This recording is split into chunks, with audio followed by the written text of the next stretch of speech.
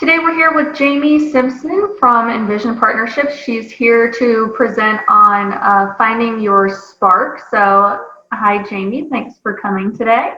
Hello, thank you for having me. So today we're going to talk about sparks, and you're kind of the queen of sparks at Envision Partnerships. So why don't we start out by you explain kind of what is a spark? What are sparks? Sparks are those hidden flames, those gifts, those talents, those things that keep you motivated, keep you excited. They're just those passions, those talents, and those, phenomenal skills that you have that are just, ingrained inside you. And why do they matter? Sparks matter because it helps us, it keeps us, it ignites us and keeps us fired up. The things that we love to do, things that we're truly passionate about. And kids that, teens, youth that have a spark, their grades are higher in school. They're more likely to be socially competent. They're more likely to help other people. They have a sense of purpose. And kids are less likely to be engaged in acts of violence, towards others, if they have a spark. And is that proven by research?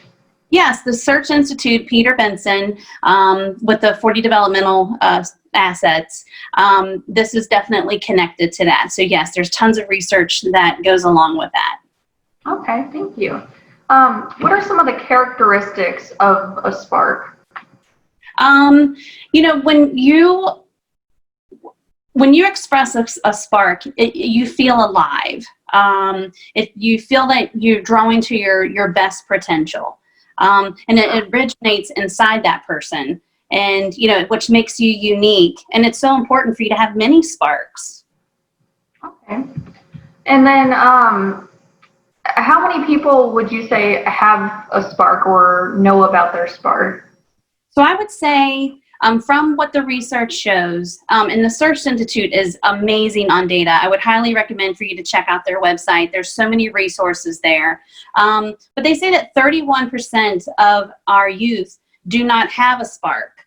But that is a higher number of youth that do have a spark. But when you're thinking of 31%, that's 12 million lives of our youth that are waiting for someone or something to ignite their spark. So it's important for us to understand how teenagers move through life.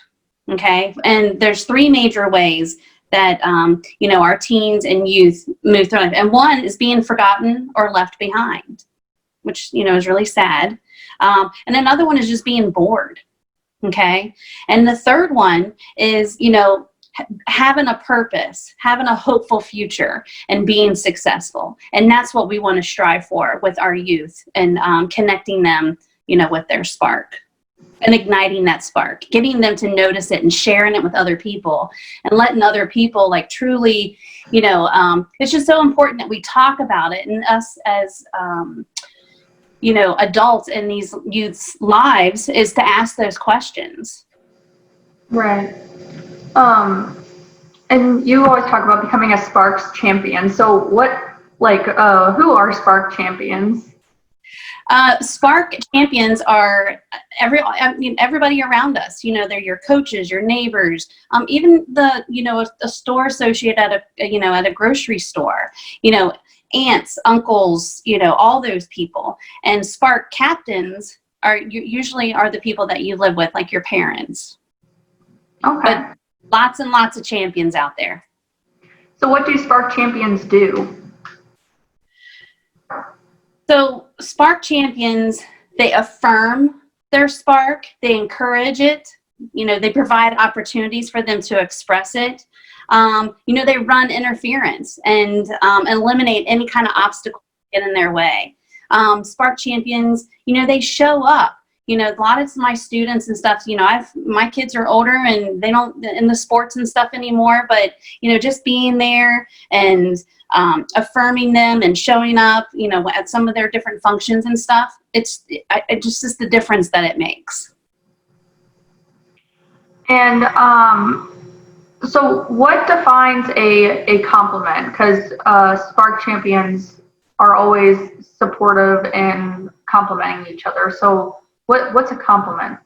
So when I talk about compliments, compliments are a genuine remark or something that you do or say to someone.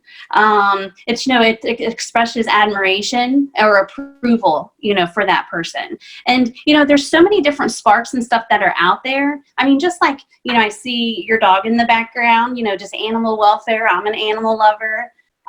Nature, athletics, leading is a spark, reading, spirituality. There's so many different categories of sparks, and it's, but it's just so important. And like I said before, it's, you can have many sparks, but it's so important to validate those sparks. Right. Now, when someone's searching for their spark, and I'm going to pull up those lists of questions you sent me. Now, by asking these questions, is it the hope that someone can discover their spark? Is that what the purpose of these questions are? Yeah, and it's just, kids, feel like, like they're being left behind or bored. So it's so important that we connect with our youth and our community. And they love being asked questions. And you know this yourself, that people love to talk about themselves. And, and just getting them connected and then sharing, some of those compatibilities with someone too is just something else that kind of lights that fire. Right. So why don't we go over some of these questions now? So you have some of the spark questions, and the first one here is, what is something you really enjoy doing that gives you pleasure and that you almost lose track of time when you do it? So what are some answers that you've gotten when you've asked you this question? I get a lot that's in like the music, like in theater, playing an instrument, singing, dancing. I have a whole lot of kids that love to perform. And so that's always been a big one. And this was something that's hard because I'm pretty old. So, but I get kids that are, with video games and stuff like that. But that's truly that's a spark. I mean, that's a talent. That's a gift. That kids that can navigate through some of these gaming systems and stuff. And, that's a changing world. And that's something with us adults that we need to make sure that we're staying open-minded, when we're talking to our youth in the community. And like I said, validating, those passions and talents and gifts. Right, absolutely. And what would you say is something that you enjoy doing that you lose track of time with? Oh, well, I would have to say definitely helping people. I can't get enough of it. Anything, if I have an opportunity to let somebody get in front of me or help someone with, even during this crazy time, like with groceries or, that's my thing. And then I have another spark too. I love to cook. I'm always experimenting with different herbs and spices and putting different things together and stuff like that. So those are my two big sparks. And Jamie is the heart and soul of Envision Partnership. She's been there a long time, and there's that smile. She's always smiling around the office. So we love having you there. Well, I really love Envision Partnerships has definitely given me an opportunity to keep my spark alive by supporting and helping people. So that's a true gift. Is there a subject that you are interested in learning more about? So that's the next of the spark question. What are some common responses that you get there? So with a lot of the youth that I ask that question to, I have some kids that are just so curious about history and different things and why things have come about with the different policies and stuff like that. So and just helping that grow, and it's just cool to see that they're just so that curiosity of why things are the way they are. Well, that's interesting that I've never held an interest with history, but I guess nowadays that's maybe more popular. That's really it's interesting, yeah, because people like why laws are different things or why school policies are things, and they have so many questions, but it's just inspiring them, getting them pumped up to say, hey, well, let's look in this together, and then and have questions answered. Yeah, no, that's fantastic. What subject in school are you most interested in? It doesn't matter if you are good at it or not. And I really love this question because of that second bit there. Like, someone could love like an AP physics course and it could not be their best class, but man, if it really gets them excited, that's what matters, right? Absolutely. And that's so important for us adults to look at it that way, Maddie, because, sometimes, we get people that are kind of closed-minded or they feel like that they're not connecting with a certain subject, but it's all right for us to look at so many things from way different avenues and different, corners and stuff like that. And I just think it's fascinating because I'll talk about something and you'll get so many different answers about things. And I'm like, wow, that's awesome. And your perspective. And then, that's what generates, those passions. Yeah, and it definitely opens up conversation as well. Yeah. So then we move on to the next three questions, which are the strengths questions. So the first one here is, what are some of the best things about you? So what are some answers you've gotten here? Do people tend to struggle with this question? They do. And that just breaks my heart because it's so important for people to know, what their strengths are. And they feel like that, people like to talk about themselves, but for some reason you got to, do a little push, to make that happen. And, there's some things that just come really easy to some. And I think it's important to, to celebrate that, because there's some of us things, that's what makes us all so unique. And I think people even my age struggle to say, like, what are some of the best things about yourself? So I think having a grasp of that early on will really help you in kind of selling yourself in the future. Oh yeah, like for resumes and job interviews. Absolutely, yeah. Yeah, and you want people to know that, these are some things that I'm really good at and I want to be challenged in this area. And, it's so healthy for all of us in all of our different dimensions in our life. Yeah, for sure.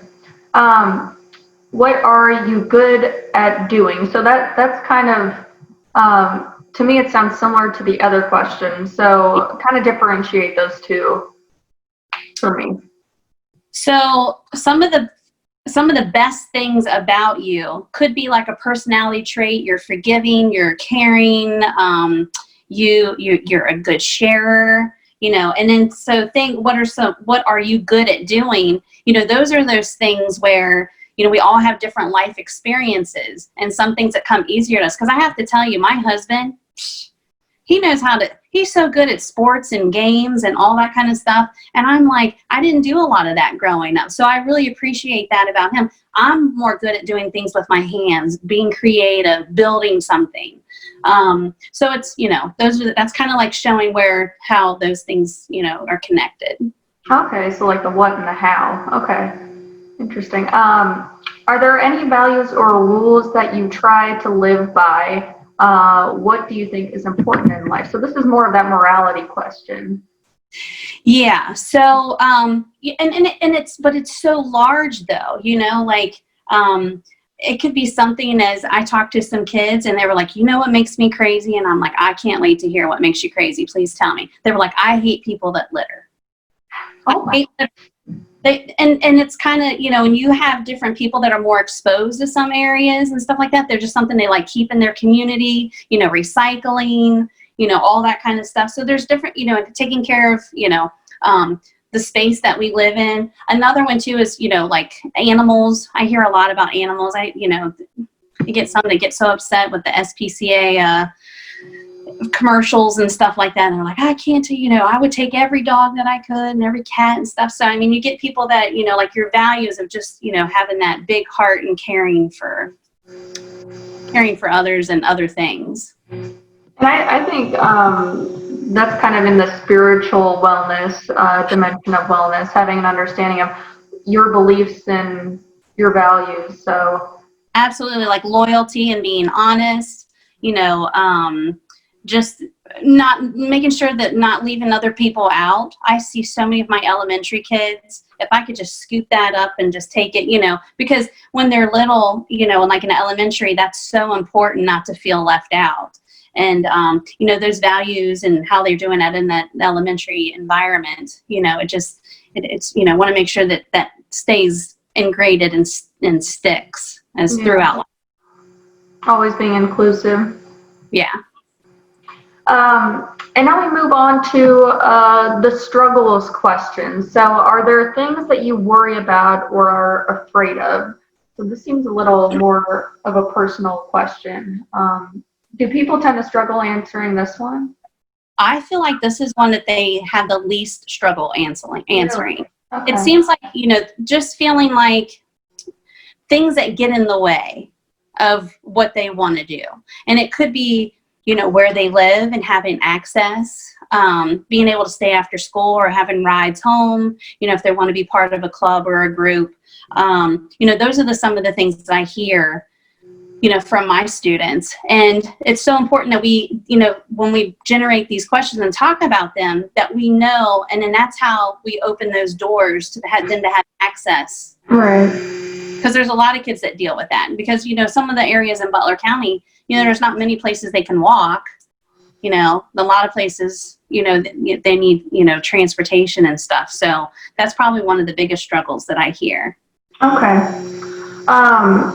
Are there places you don't like? Are there places you don't like to go, or people you don't like to be around? So that kind of ties into the previous question. For sure. And, and this is sometimes where you get people that are very centered about what their needs are and what their struggles are. And that's why it's so important for them to talk about these things, because a lot of them have the same struggles. So, so that's really important, that they're being open. And we teach them how to better communicate and talk about these things and feeling more comfortable with it. Right. Is there anything you wish you could change about yourself? Is this one of those easier questions too? This one really opens a lot of doors, I feel like, because, a lot of people are struggling like with their identity or their self-esteem.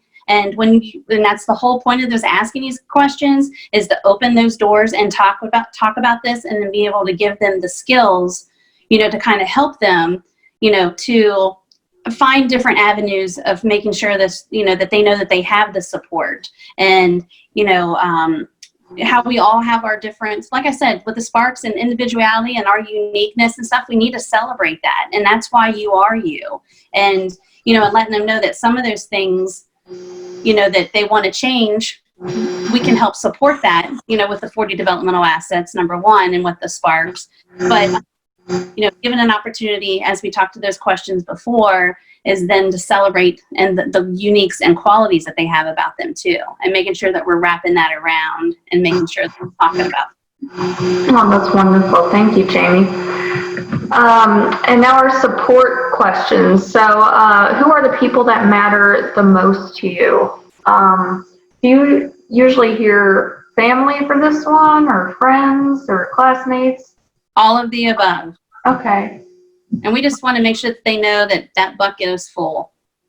There's more people out there that care. And there's the stigma that, there's a lot of kids don't think that a lot of adults in their community, because we've done some research on that through Envision partnerships, that they're not feeling supported. And it's just important that, just because maybe in this place it didn't happen, there's lots of other places where it is happening, and it will continue to happen. And that's kind of ties into the social wellness dimension, is feeling that you have a support that you can turn to. Yeah. Who can you talk to when you have a problem? Go ahead. Yeah. So, a lot of our youth feel like that they're the only ones dealing with certain issues and certain problems. And then, like I said, with asking these questions, whether it's individual or in a group, and then, you're connecting them, because a lot of them have a lot of similarities and things that, the different challenges that they're dealing with. But it's okay to ask for help. It's so important to know that, we're not expected and equipped just to be able to, have everything and just, figuring things out. Because sometimes some of our life experiences that are most challenging are the ones that we learn the most from. And it's okay to have those problems and those struggles because you've learned how to like navigate and get through that and work through it. So, you know, and that's something that's important, that they know that they have that skill. It's just so important to practice that skill, to master it. And it's so useful throughout, you know, their whole entire life. Yeah, it becomes a piece of who they are. For sure. And now the final question, are there programs you participate in or places you go that help you do the things you want to do or need to do? Yeah, so, you know, there's lots of places and stuff that are out there, and Vision Partnerships does a lot of things, you know, the different programming, you know, that we do. You know, and we just want to make sure, you know, that the kids have the knowledge, and then us being as Spark champions is that we help give them the access of how to, you know, to create that path to help them get there. Fantastic. And it seems like this is something that you love to do. I do love, yes. Oh, the Sparks Queen. Yay. Jamie, thanks for doing this. I hope we can do it again sometime. This was really informative for me as well, and I hope everyone else learns a lot and is on their way to finding out what their spark is. All right, thank you. All right, take care. All right, bye.